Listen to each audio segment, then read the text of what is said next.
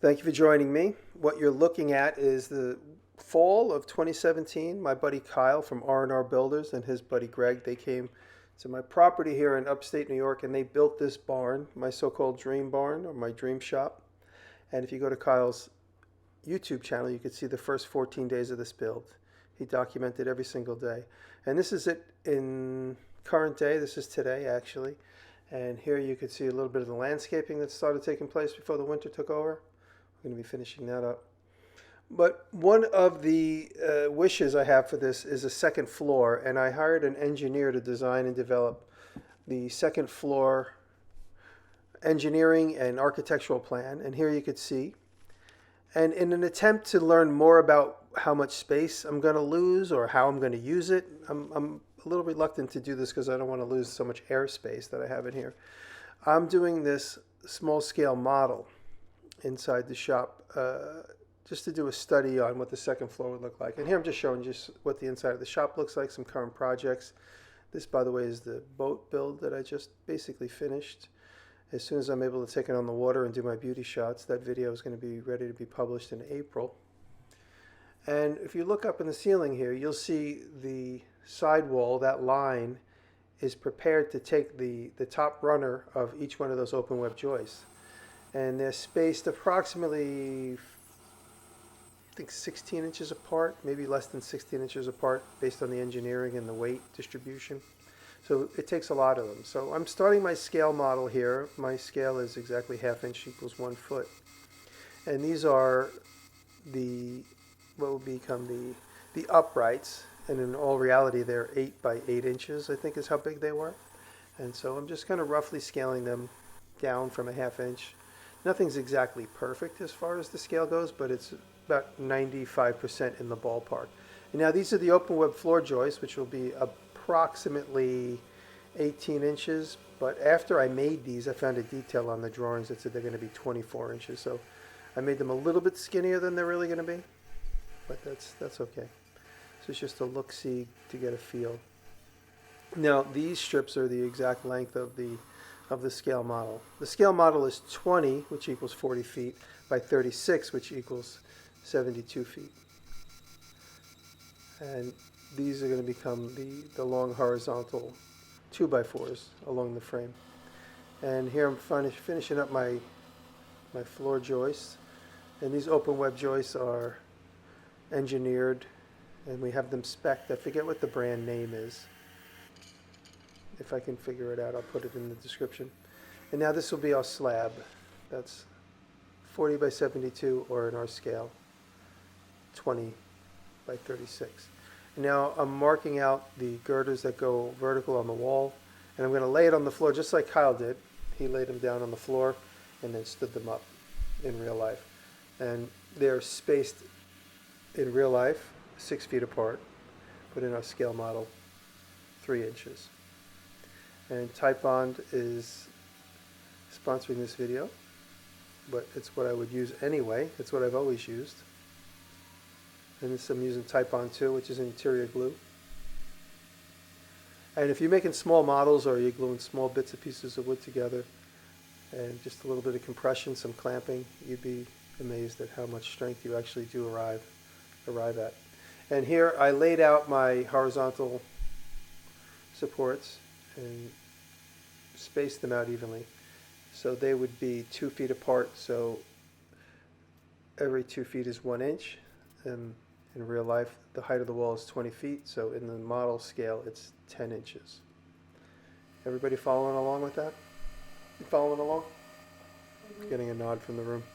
And here we're making the roof. These are going to be the trusses. Had to search for that word. These are the roof trusses, and we're doing an 8/12 pitch. In the real life is how big the pitch is on the roof. So I eyeballed these from pictures to kind of get them to land in and around the same size.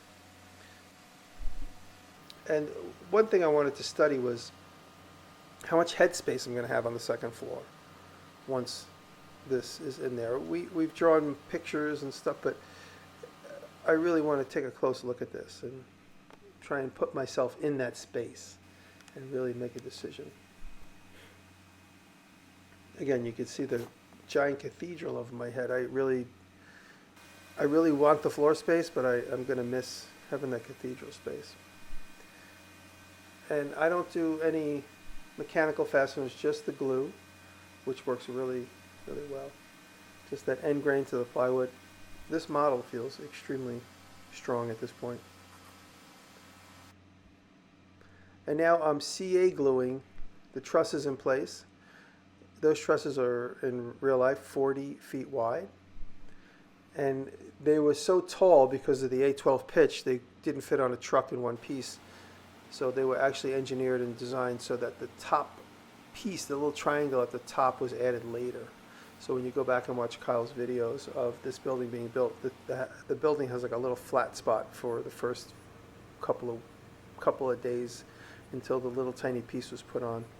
And I mimicked that, but I didn't cut it that way. So when you see that horizontal right there, that little triangle on the top that I'm poking through, was a separate piece in the real truss. And if you look up at my ceiling, I'm just mimicking some of the same spots that Kyle put his front to back supports on the trusses to keep them from flopping over and to keep them evenly spaced until the roofing went on. There you go. And now I'm making my window boxes. I'm doing exactly the way Kyle and Greg built the building. They made window boxes, nailed them onto the horizontal supports, and then cut out every piece that crossed the window. And just laser cutting out of that same 1/4 inch plywood. So I cut the roof trusses and these windows out of 1/4 inch, and the floor girders are cut out of 1/8 inch. In all reality, the scale would be the same. But I'm just putting these windows in. I'm just using that Titebond. It's tacky enough to hold in place for a couple seconds and it stays. Of course, those window frames are really light, so they're not going to be fighting gravity too hard. And then once I let the screw dry for a couple of hours, I come back in with the vibrating tool, which I still don't have a defined name for. And I cut them. But here I'm building the end wall. And it's funny, I'm in the building that I'm mimicking, so every once in a while I needed an engineering question. I just looked up at the ceiling to see how many of these. I also had those pictures in the beginning of the video to reference. But while I was in the building, I kept looking at the building too. Now that's right over the door. That would be a 2x12. And I'm putting these girders across. They're going to ultimately be cut open, just like the windows at the door. And I'm using the CA glue with the activator from Titebond, which works really well. It comes in all different thicknesses. It comes in super thin, comes in medium. Medium I find is the easiest to use. Now you see how my vibrating tool has a dull blade on it, so you see it's smoking. And I go back and I put in a sharp blade. Now you can see the difference how well it cuts with a sharp blade. It's funny, those blades are fairly expensive, so we never give it up. We use them till they're about as dull as a butter knife. Because those blades are about $8 a piece. And so here we go. Now I'm finally up to the floor. And I had to come up with a system. They were very floppy. And so I made these few spacers and worked my way front to back. All the while using the CA glue with an accelerator. And looking for that same regularized pattern, because that's what's going to be up there. It's going to be sort of a moire pattern when you look up at the ceiling. Because those trusses are going to be the exact same shape, front to back. But this was a lot stronger than you'd expect once it was all glued together. And just using that Titebond medium with the accelerator. And now here's the big moment of truth. Sliding that floor into the exact height, which is 12'6". I'm still going to have 12'6" height to the bottom of that floor. And Patrick also did the electrical grid so that when we do put the floor in, every other light's going to go underneath and every other one's going to stay up in the ceiling. So this is what we're going to look like when we put that second floor in. And I have these Formlabs printed scale models of me and Paul and Pat right there. That's Paul and Pat. So this is all pretty to scale. Like I said, within about 98 to 95% accuracy there. And up on the second floor, you got me, Derek, and my brother John, all scanned by DIY, 3D Dave DIY. And you can see there's still plenty of headroom on the ground floor and plenty of headroom at the wall where the windows are on the second floor, plus obviously a cathedral in between. So this was a fun one. And there's all of us. We're missing Graz, but that's the cast of Making Fun. My brother was standing in for Graz. And that's exactly what the opening looked like. Thanks for watching.